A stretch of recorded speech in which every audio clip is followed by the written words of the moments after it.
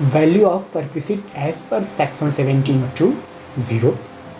Profits in लिeu of salary as per section 17(3) ये भी 0 है फॉर्म 16 के अनुसार, तो 0 कर देते हैं. नेचर ऑफ एग्जेम्प्ट अलाउंस, इसमें डिफरेंट प्रकार के अलाउंस हैं. Travel concession assistant, high embassy commission,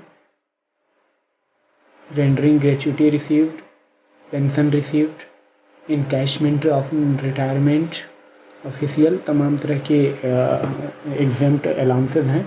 हमारे केस में हाउस रेंट है तो हम सेक्शन 30A को सेलेक्ट कर लेंगे और अपना फॉर्म 16 के अनुसार जो हाउस रेंट है 16,080 रुपये इसमें इंटर कर देंगे. हाउस रेंट अलाउंस इंटर करने के बाद हमारी नेट सैलरी 6,55,058 हो गई.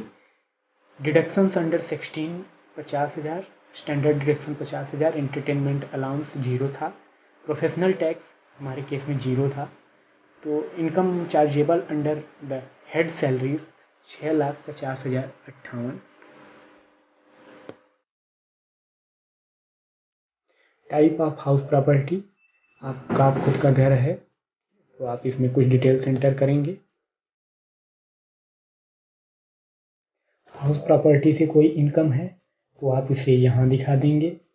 अगर आपने रेंट पर दिया हुआ है तो रेंट की वैल्यू यहाँ पर एंटर कर देंगे. टैक्स आपने लोकल अथॉरिटीज़ को पेड किया है तो आप यहाँ पर दिखा देंगे. 30% टोटल कैलकुलेशन का यहाँ 30% एनुअल वैल्यू जो होता है वो एग्जेम्प्ट होता है तो यहाँ आ जाएगा. Interest payable on borrowed capital, अगर आपने हाउसिंग लोन लिया है, होम लोन लिया है तो उसके इंटरेस्ट को यहाँ पर दिखा देंगे जिससे आपको छूट मिल जाएगी. ज़्यादातर लोग होम लोन लिए रहते हैं तो उनके लिए ये. एरियर अगर आपको रिसीव हुआ है तो आप यहाँ कर देंगे. इनकम फ्रॉम अदर सोर्स को देखते हैं. नेचर ऑफ इनकम में इंटरेस्ट फ्रॉम सेविंग अकाउंट, इसे सेलेक्ट कर लेते हैं. इस केस में इनके केस में इंटरेस्ट है स्टेटमेंट बैंक स्टेटमेंट के अनुसार 5,054 रुपये. इसे हम इंटर कर देंगे अमाउंट वाले बॉक्स में 5,054. अगर आपका कोई अन्य एक्स्ट्रा इनकम है, जैसे आपने FD करवाया है, बैंक डिपॉजिट्स, पोस्ट ऑफिस में डिपॉजिट्स, तो आपको उस पर जो इंटरेस्ट मिला है, interest from income tax refund आपको जो मिला था उस पर अगर इंटरेस्ट मिला है, फैमिली पेंशन मिला है तो आप इसे दिखा देंगे यहाँ. हमारे केस में नहीं है. कोविड-19 की वजह से सरकार ने एक विकल्प दिया है कि फाइनेंशियल ईयर 19-20 की इन्वेस्टमेंट 31 मार्च 2020 तक नहीं की है तो 30 जून तक कर सकते हैं. अगर आपने कोई इन्वेस्टमेंट 1 अप्रैल 2020 से 30 जून 2020 तक की है तो आपको अगर आप क्लेम करना चाहते हैं तो आपको यस भरना होगा और टेबल DI में जानकारी भरनी होगी. शेड्यूल DI फिल करने के बाद आप इस वर्ष टैक्स छूट के लिए एलिजिबल हो जाएंगे. ATC इन्वेस्टमेंट में आपको ATC के तहत की गई इन्वेस्टमेंट दिखानी है. सेव ड्राफ्ट कर दीजिए. ओके. इसमें आप ATC का जो आपका इन्वेस्टमेंट है उसकी वैल्यू भर देनी है. 80CCC, 80CCD1, 80CCD1B, 80CCD2 ये आपके पेंशन फंड के लिए है.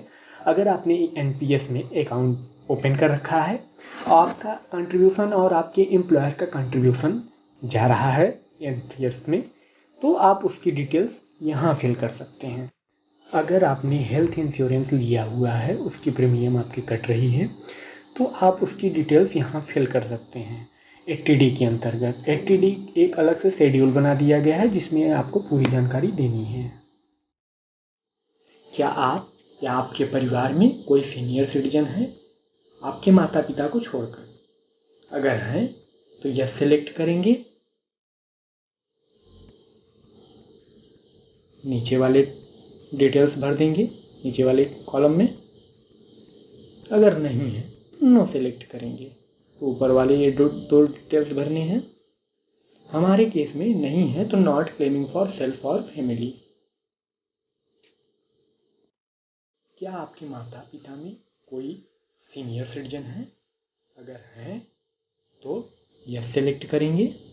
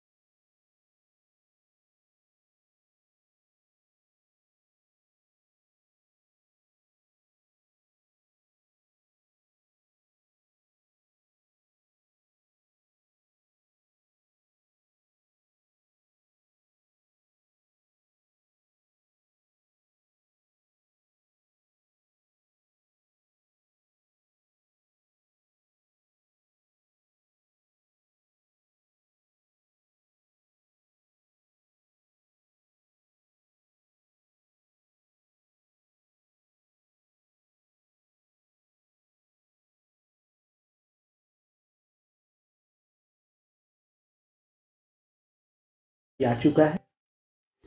OTP एंटर कर देंगे। OTP एंटर करने के बाद आई एग्री सबमिट पर क्लिक करेंगे। सबमिट पर क्लिक करते ही आपका वेरिफिकेशन रिक्वेस्ट सबमिट हो गया है सक्सेसफुली। आपका ट्रांजैक्शन आईडी आपको मिल चुका है। अब आपका ITR कुछ समय बाद लाइव हो जाएगा, तो आपको ईमेल के थ्रू मैसेज आ जाएगा। अब आपको ई वेरिफिकेशन पेज पर कोई भी पेंडिंग रिक्वेस्ट नहीं दिखेगी।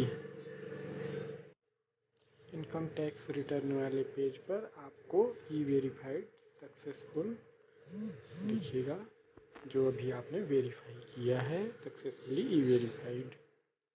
अगर आपको वीडियो अच्छी लगी हो, आपकी थोड़ी सी भी मदद हुई हो, तो चैनल को लाइक और सब्सक्राइब जरूर कर लें।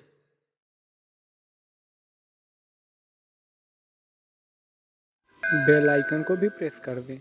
धन्यवाद।